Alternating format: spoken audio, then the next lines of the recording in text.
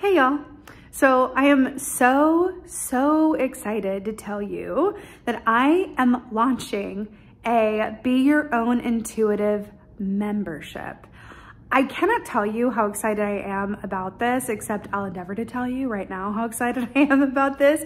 I had a Be Your Own Intuitive webinar course previously, which provided a lot of the foundation for this membership.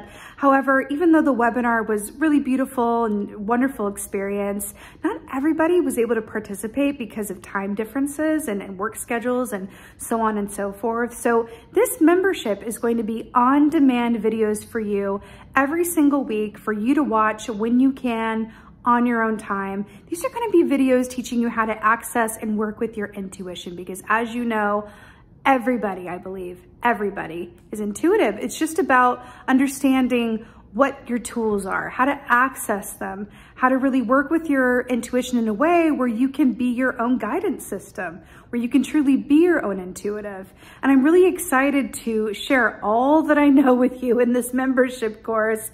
I'm going to be talking about how to read the tarot, what the tarot is all about, how to read it intuitively, how to, again, really develop your own intuition and really hone it into a nicely working muscle group for you.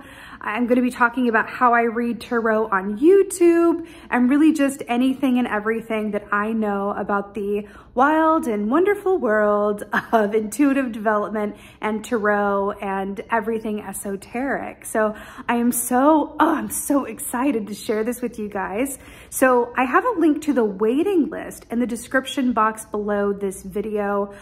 The waiting list is going to serve as holding your place within the membership course unofficially before I, do a hard launch pretty soon. So with that, I want the groups to, have a sort of intimacy where everyone can bond and connect if they like. And so I'm not going to have membership just open ongoing. I will open and close it sort of in waves. So this is your opportunity to join right as we launch. And I'm just so excited to be with you on this journey and share with you all that I know. I will also have a monthly Zoom meeting for everybody in the membership where I come on. You can ask me anything you want to. We can talk about all the things. We can talk about your experiences. We can answer really any and all questions you could possibly have. This is also a way for me to connect with you guys on a more personal and intimate basis, which as a teacher, I really love to do. So again, I am so excited to offer this to you. I so hope that you'll join me in this membership. I'm just so excited about it, and to really pass along all the knowledge that I've acquired onto you so that you can really be your own intuitive and be your own guidance system, because that to me is just about the most important thing that there is as a spiritual being having a human experience. So with that being said, the link is in the description box below for the wait list. And I just thank you in advance so much for joining me over there. And I'm so excited to connect with you all, and be well. Until next time. Hey Aries, how y'all doing? Welcome.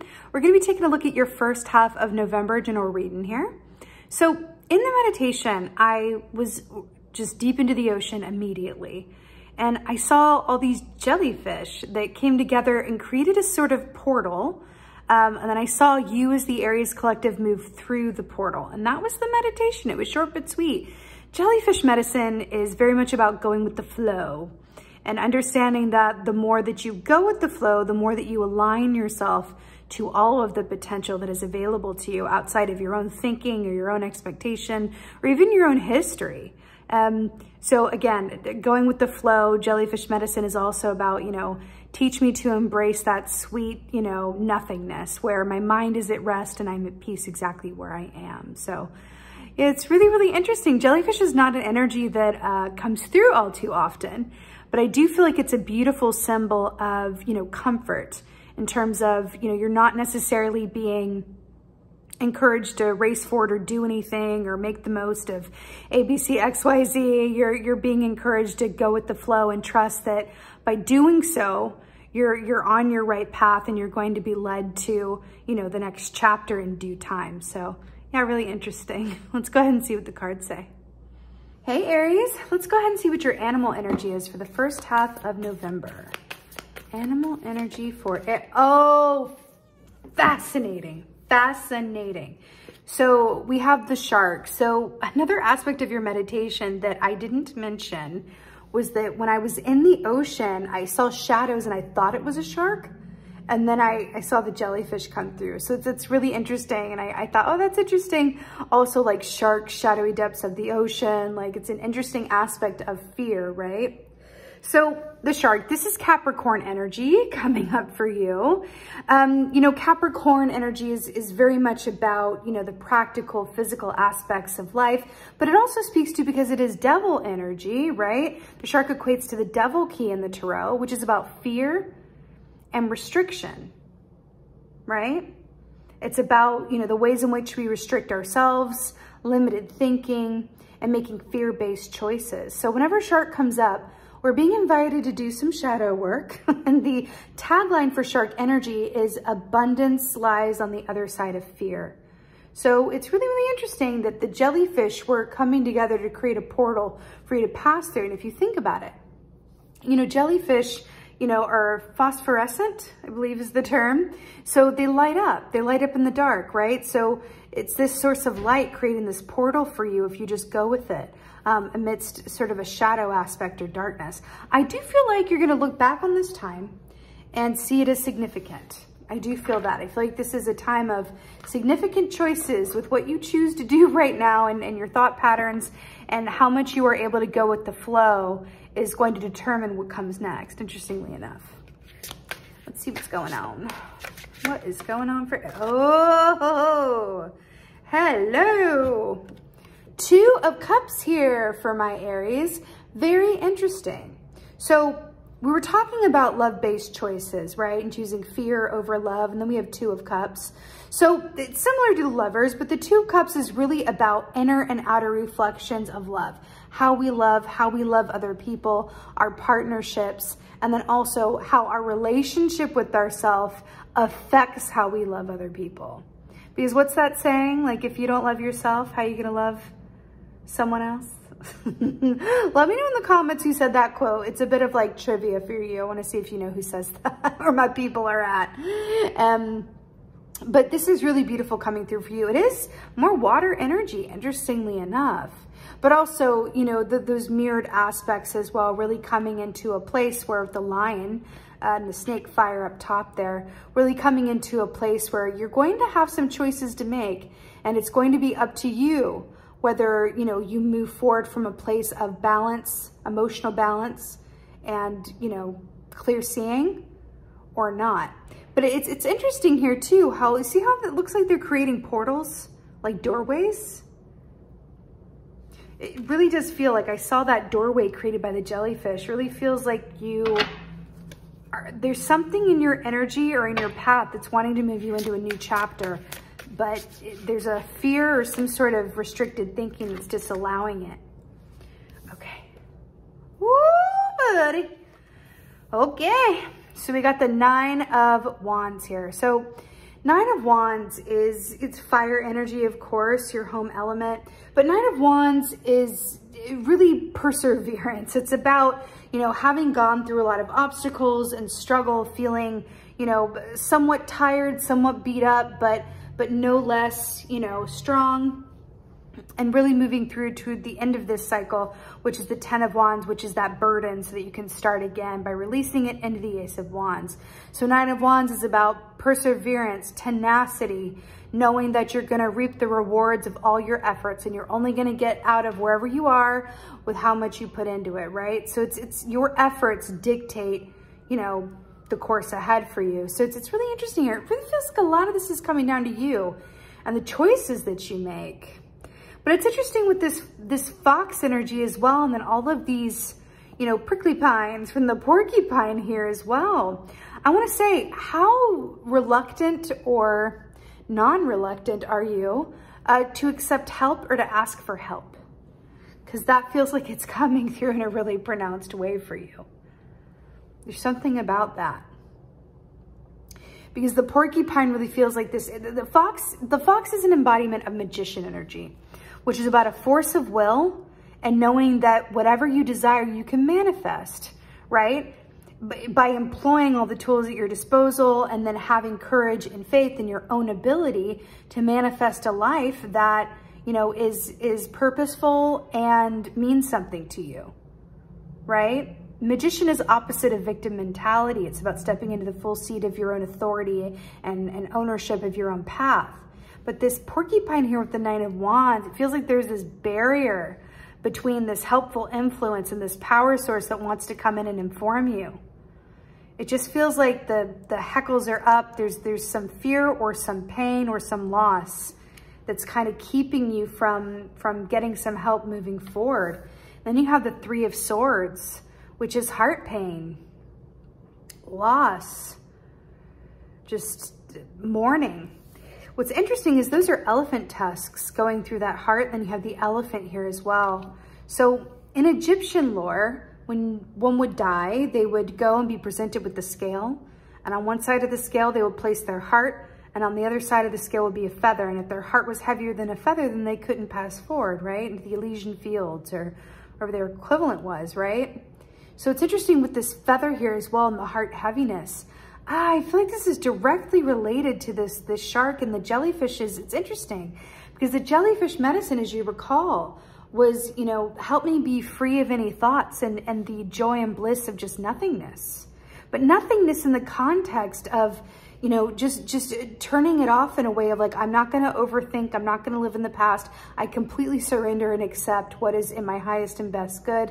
I'm not trying to hold on. I'm not trying to dictate. I am just free. I want to feel free. I want to feel like I am in a state of flow, right? Three of Swords keeps us from embodying that state of flow, right? What are you holding on to? What are you holding on to that's impeding your progress or coming up as a block in some ways, what it feels like, right? Let's get some advice, Aries. Let's get some, good Lord. This has come up a lot today.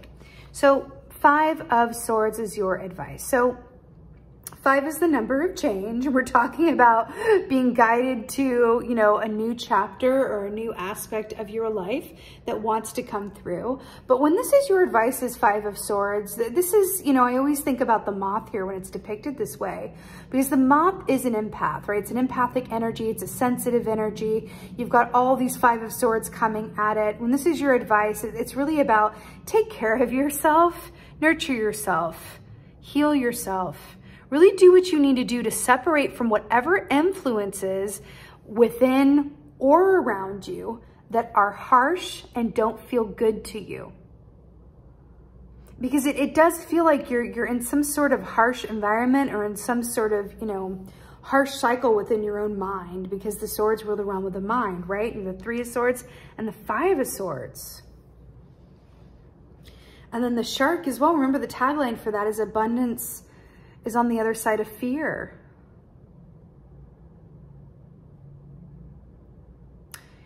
You know, when I think about the life cycle of a moth, they begin as the egg, and then they're the caterpillar, and they go into the cocoon, and then they're able to be, you know, fully formed as the moth and fly and look beautiful, right? But they don't exist long in that formation. Like when they have their wings, they don't have a mouth to eat. They just exist to mate and then procreate and then die, right? Within weeks. It's a relatively short lifespan once they're in, you know, their winged formation. So it's interesting in this context because I feel like for you, you're being asked to regress a bit, but in a good way, but regress a bit, not from fear, but it feels like someone came and ripped you out of your cocoon a little too soon in some way, shape, or form. You've got the 3 of Swords, you've got the, you know, 9 of Wands. It's, yeah, it feels like there was something or some sort of loss or pain or healing that really needs to happen on the other side of that hurt. It really, I see an image of you being ripped out of a cocoon too soon. you know, the jellyfish medicine coming through for you again around that, especially when you have this influence of the shark of like your worst case scenario or your fear, or, you know, the darkest depths being there kind of surrounding you at any given point. It's also the fact that you're a fire sign and it's water here with the shark. It just feels like there's a feeling of being suffocated or snuffed out. I'm hearing do what you need to do to get that seen to and nurture yourself while staying in the flow of moving forward, right? But I'm hearing there's something that wants to be released or let go or brought up for healing because something does not feel great. Something does not feel great. And you're being asked to really acknowledge it, see to it, and then ask for help or seek guidance or seek companionship, friendship, wisdom, whatever it is for you around it, because it feels like there are helping hands that want to come in and help uplift you. But it feels like there's a block of some sort, or you're not completely aware of it, or you're just not in a place to receive it, which is okay, of course. But yeah, when this is your advice, you're being asked to really take a look at your pain, take a look at the, you know, experiences that you've had that have been hurtful to you, that you're still hanging on to, that are coming up for clearing, okay? Yeah. Let's get an oracle, shall we? Let's get an oracle. Oracle for Aries. Oh, I just got shivvies for you. Oh, I trust what is ahead. Explore perseverance. We're saying that with the Nine of Wands. Camel and the sacral chakra. I trust what is ahead. Explore, perseverance, camel, and sacral chakra. I feel like this is so, so beautiful for you. You know, the camel energy always trusts that it's going to have exactly what it needs when it needs it. Always.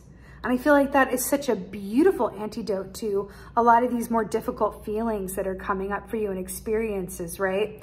And perseverance really is the name of the game. You know, the Nine of Wands is all about perseverance, but it's not persevering to the point where, you know, you aren't able to see or accept, or at least acknowledge the help or the resources that is available to you, right? I trust what is ahead. It's such a beautiful image with that jellyfish medicine and creating the portal and going through with, you know, let me just go through on faith and flow. It's faith and flow. That is it, y'all, faith and flow.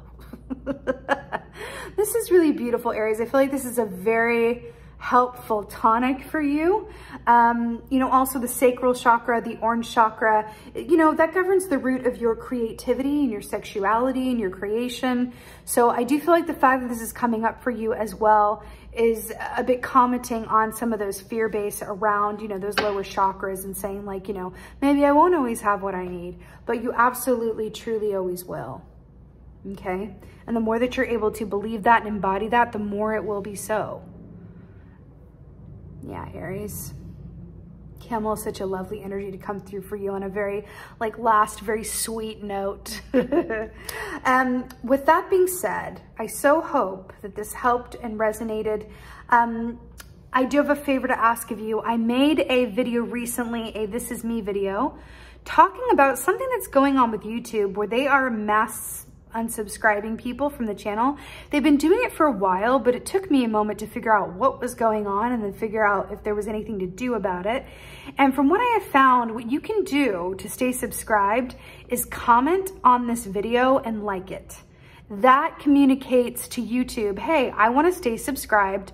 I'm engaging. I'm an active watcher engaging, and please don't unsubscribe me. So that is what I know to do. We'll see. Hopefully this can, you know, work itself out over time. But for the time being, I really need your help to stay subscribed if that's what you would like, to really comment and like, and even share these videos as well and help, you know, try to give some remedy to whatever is going on with the channel. But I so appreciate that. Also, the link to sign up for my membership Be Your Own Intuitive course is in the description box below. I'm so excited to see all of you guys over there. And with that being said, just thank you. Thank you so, so much for being here. I so appreciate you. And with that being said, just most of all, and as always, thank you for being you. And be well. Until next time.